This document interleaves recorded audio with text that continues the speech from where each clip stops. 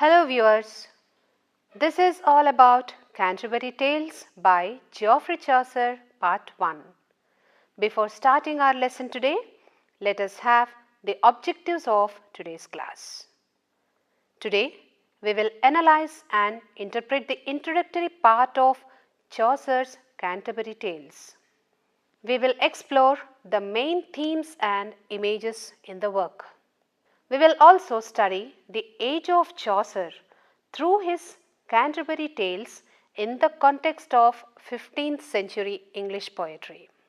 Geoffrey Chaucer is considered the greatest English poet of the Middle Ages and was also the first poet to be buried in the Poets' Corner of Westminster Abbey.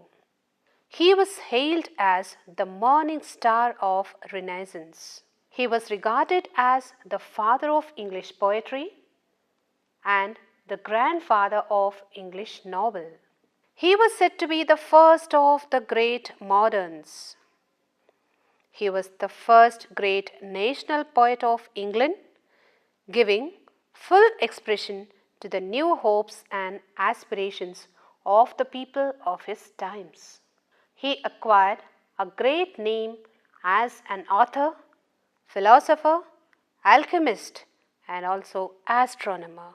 Among his many works include the Book of the Duchess, the House of Fame, the Legend of Good Women, and Troilus and Cresside. He is best remembered for his The Canterbury Tales even today. Chaucer's prominent themes are courtly love, romance, patience, social class, sin, corruption of the church and Christianity. The 14th century was a period of great political, social, religious and literary activity. The democratic tendency spread like wildfire in every walk of life. Trade and commerce expanded and new towns sprang up. The middle class became commercially important. Women were thought inferior to men. Women of lower strata of society were hardworking and were passing through very difficult times. Most of them were illiterate. The ladies of higher society showed excess of delicacy. They enjoyed power only by marriage. To the churchmen, women were the source of all evil. Child marriage was in existence among the richer sections. Dowry was in practice and girls were sold as well. Chaucer's prologue shows us the world of this avarice and deceit which existed universally from ancient times. His character, the monk, is a worldly person who has deserted his pious social service which is to be done by the church. Another character created by Chaucer, the friar, is a wanton and a merry fellow. His works exhibit not a stagnant pool but a flowing river.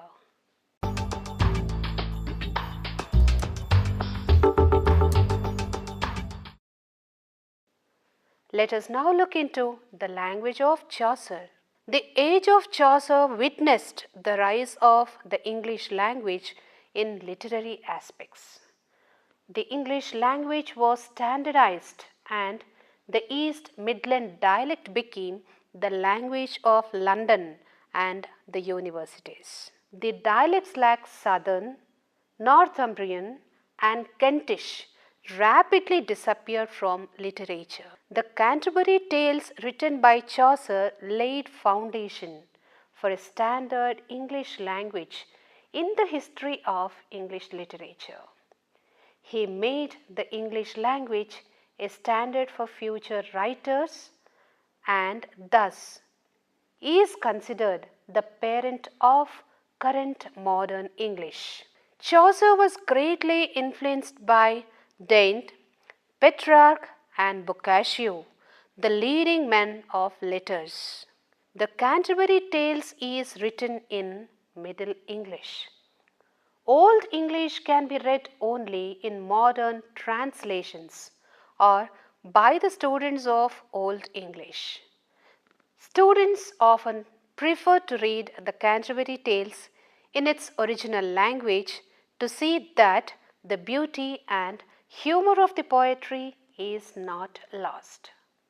It can be said of Chaucer that he found English a dialect and left it a language to express the finest thoughts of the literary artists of his time. He is compared to the Emperor Augustus, who is said to have found Rome a city of brick, and when he died, he had left it a city of marble. With Chaucer, English literature made a brilliant beginning. The only form of versification known to the people of England before Chaucer was alliteration. Before Chaucer, English was a despised language, little used by the upper class. Then arose the morning star Chaucer, who shaped, polished, and modified English so that it became fit for his purpose. Chaucer made many improvements and additions to English versification. We can observe that two of the most important poems of the 14th century, Piers Plowman and Sir Gawain and the Green Knight, were written in alliterative verse. Chaucer has had no love for rhyme or for alliterative verse. Chaucer's poetry is extremely musical and must be judged by the ear rather than by the eye. The lines appear broken and uneven, but if one reads them over a few times, he soon catches the perfect swing of the measure. He is the first to show us the poetic possibilities of the language. There is a marvelous life in all his lines. His greatness lies in two folds. First, discovering the music in English, and second, for his influence in fixing the Midland East dialect as the literary language of England.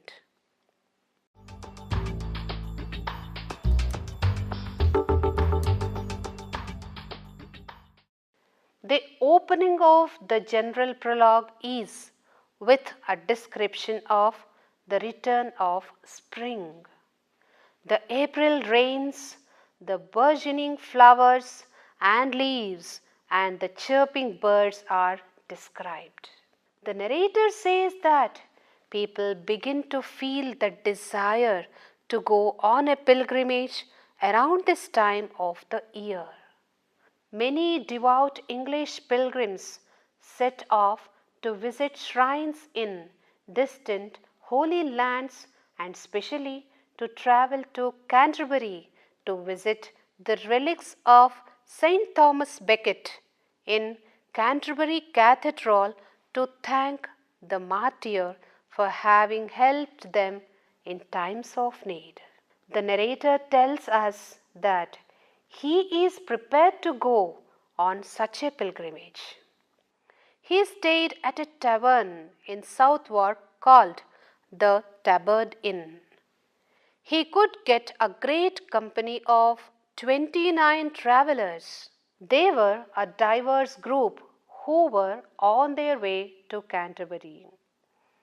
They happily agreed to let him join them. That night, the group slept at the Tabard and woke up early next morning to continue their journey. Here, the narrator details the list of pilgrims and their characters. We have a knight, a squire, a yeoman, a prioress, a monk, a friar, a merchant, an Oxford clerk, a sergeant at law, a franklin, a haberdasher, a carpenter, a weaver, a dyer, a shipman, a cook, a doctor of physic, a good wife of Bath, a parson, a ploughman, a reeve, a miller, a summoner, a pardoner, and a manciple. The narrator does not mention nun's priest and second nun here, as both characters appear later in the story. The host, whose name is Harry Bailey, suggests that the group ride together and entertain one another with stories. He decides that each pilgrim would tell 2 stories on the way to Canterbury and 2 on the way back. Whomever he judges to be the best storyteller would receive a meal at the tavern and the courtesy of other pilgrims.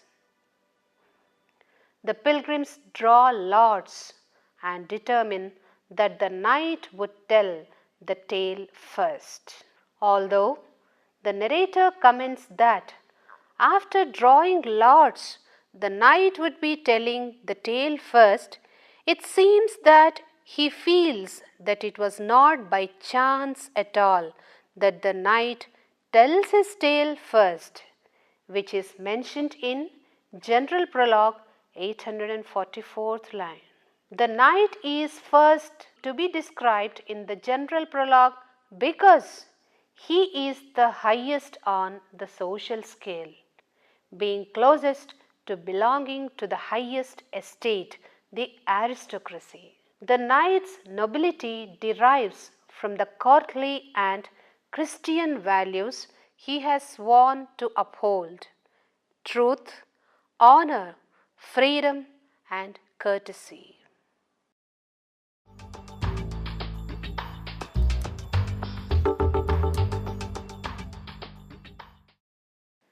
The setting of Canterbury Tales is highly realistic. A pilgrimage was one of the most common sights in the 14th century England. To relate the stories of these pilgrims, Chaucer gives the illusion not of an imaginary world but of real one. The more real the world of his setting is, the more his tales by contrast seems like tales, even though some to them deal with real everyday life.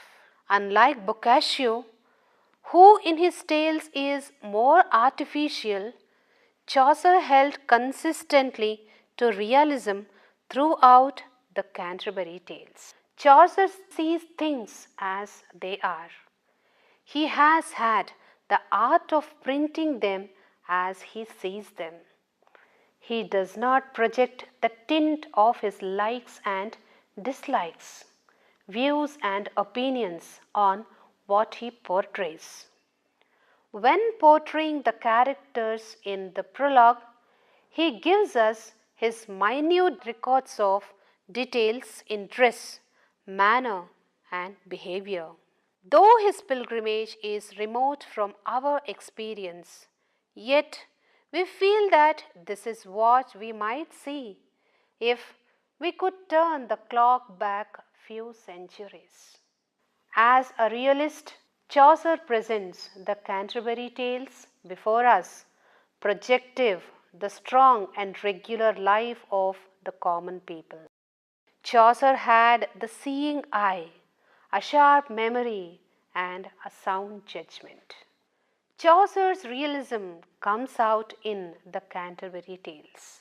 We can see a 14th century life of England where a group of people of all classes except the aristocracy and the unruly crowd are going on a pilgrimage to a holy shrine. Chaucer shows the life of real people with their true follies and virtues. Chaucer's poetry shows the chivalric spirit of the medieval ages of the 14th century. In the prologue to the Canterbury Tales, Chaucer reflects the fading chivalry in the Middle Ages in the person of the knight, and the rising chivalry of his own times in his son, the young squire. The old knight was brave and fought 15 mortal battles for the defense of religion. But the young squire, in spite of his military achievements, was a man of happy-go-lucky nature. He was a knight of merrymaking and took delight in singing and playing upon the flute. Let us look into the political conditions of the time. Chaucer realistically portrayed the political conditions of the time. The peasant revolt, in which bands of farmers armed with weapons turned out from villages and looted, burned and killed the aristocracy of the age, is told in the Clerk's Tale and in the Nun's Tale. Chaucer had no love and liking for these kinds of rebellion, and so his works have few references to these popular movements of the people for snatching power from the noble. Chaucer wrote for the court and cultivated classes to whom the sufferings of the poor were just a matter of the utmost indifference. The characters of the carpenter, the dyer, and haberdasher show the new power that they were getting during this time as commoners.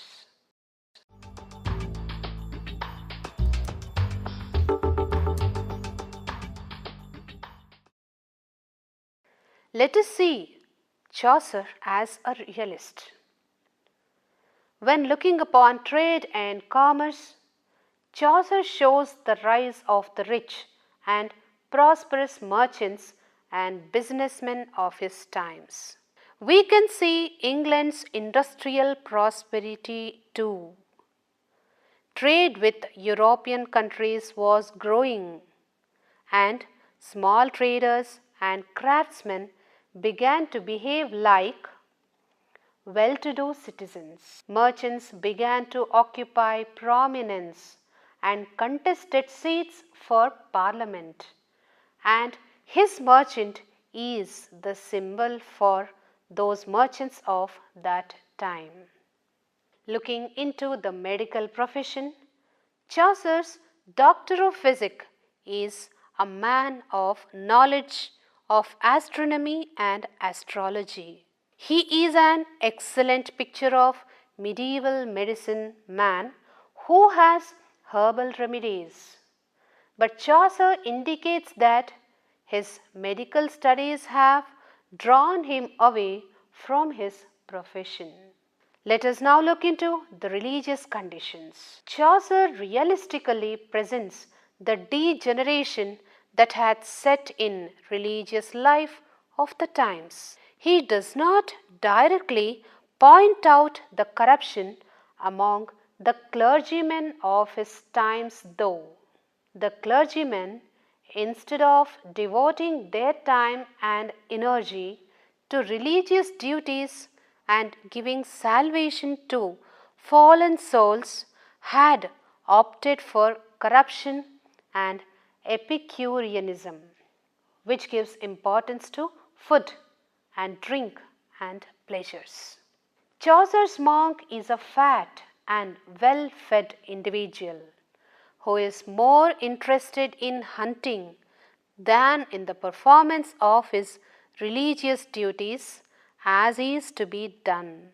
The friar is a corrupt fellow who knows all the town taverns and every innkeeper and barmaid better than the beggar woman.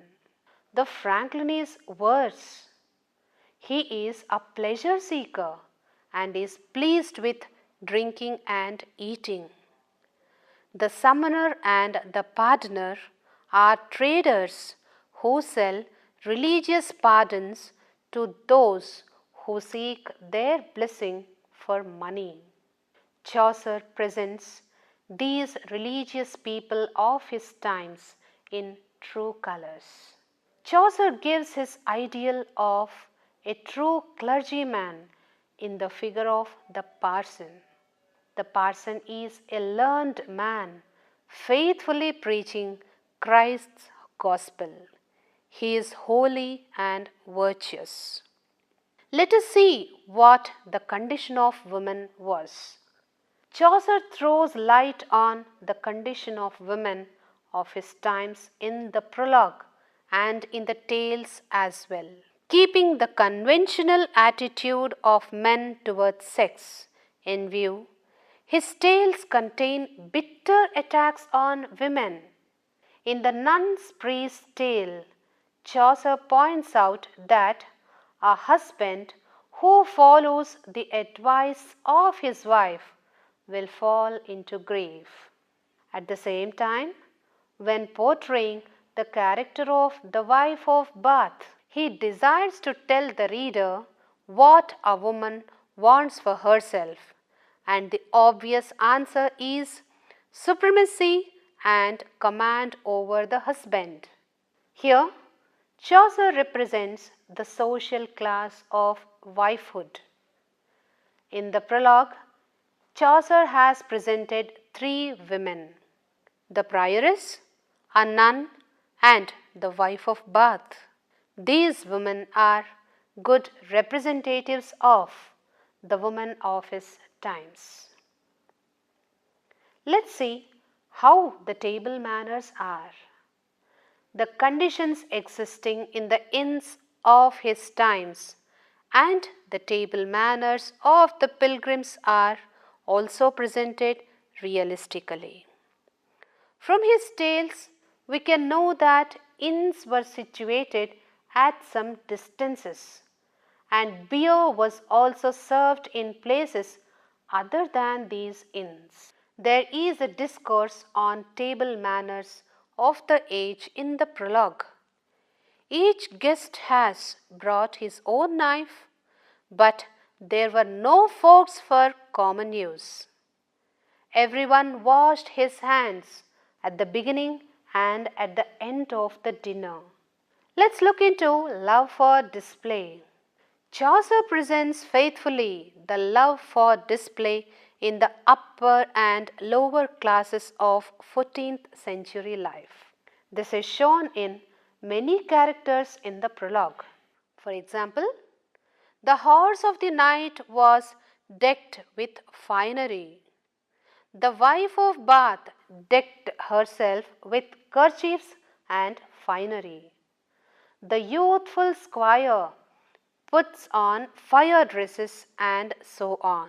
Chaucer has presented that the new learning began to be popular at this time. Chaucer can be described to be the chronicler of his age. His work reflects the century not in fragments but almost completely. He heralds the birth of new humanism and dawn of the Renaissance, and at the same time he vividly brings before us the traditions and ideologies that his age had inherited from the Middle Ages.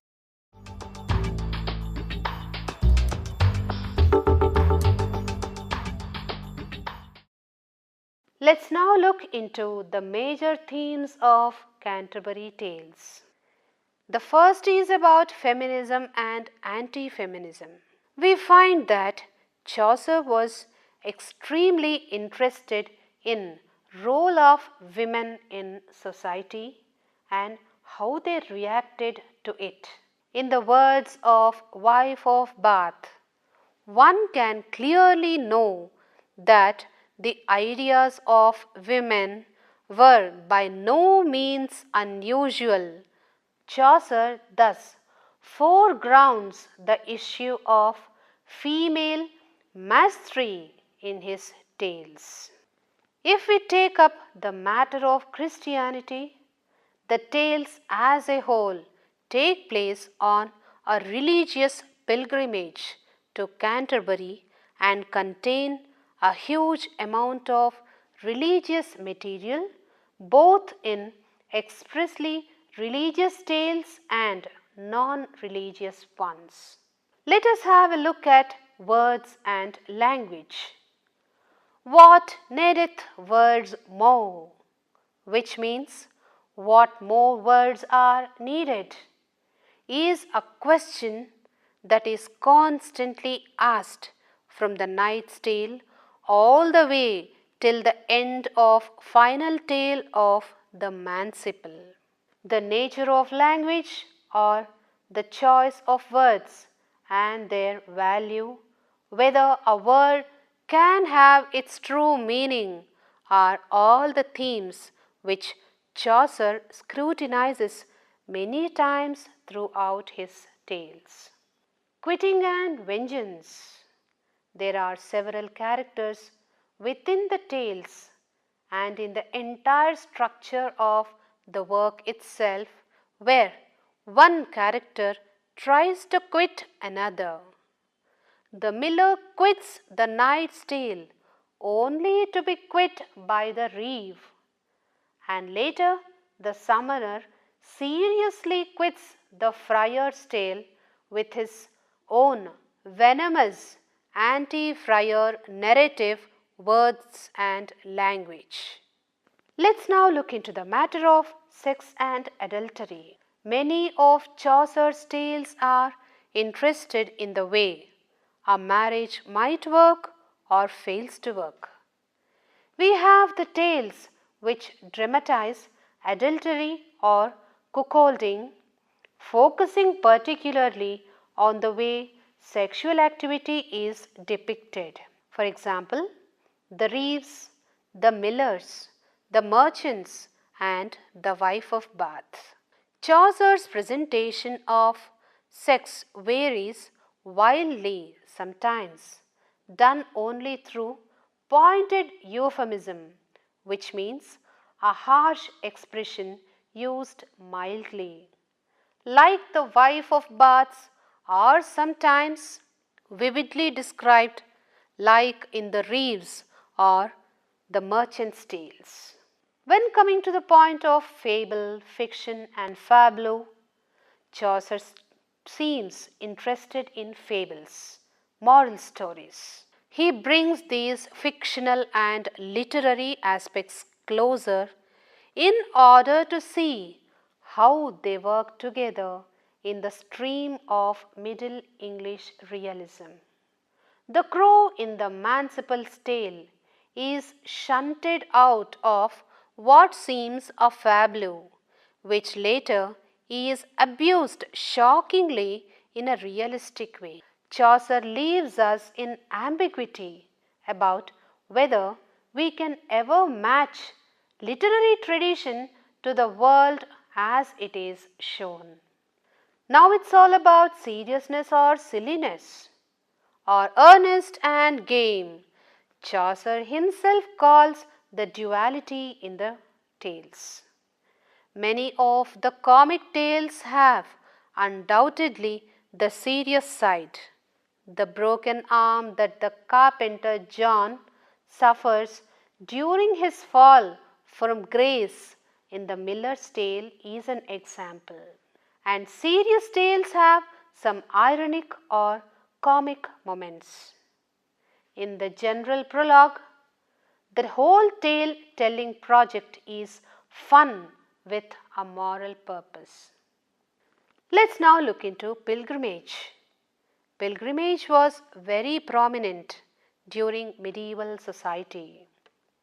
However, the destination ultimately was Jerusalem. But within England, Canterbury was a popular destination.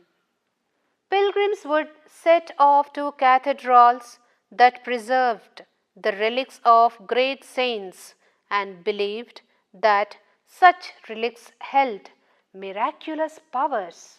Saint Thomas Becket, Archbishop of Canterbury, had been murdered in Canterbury Cathedral by knights of Henry II during a disagreement between church and crown. Soon after his death, many miraculous stories connected to his remains came out, and the cathedral became a popular pilgrimage destination. Chaucer takes this pilgrim center to tie all his stories together, to teach the readers a striking for heaven despite weaknesses or diversity of opinion.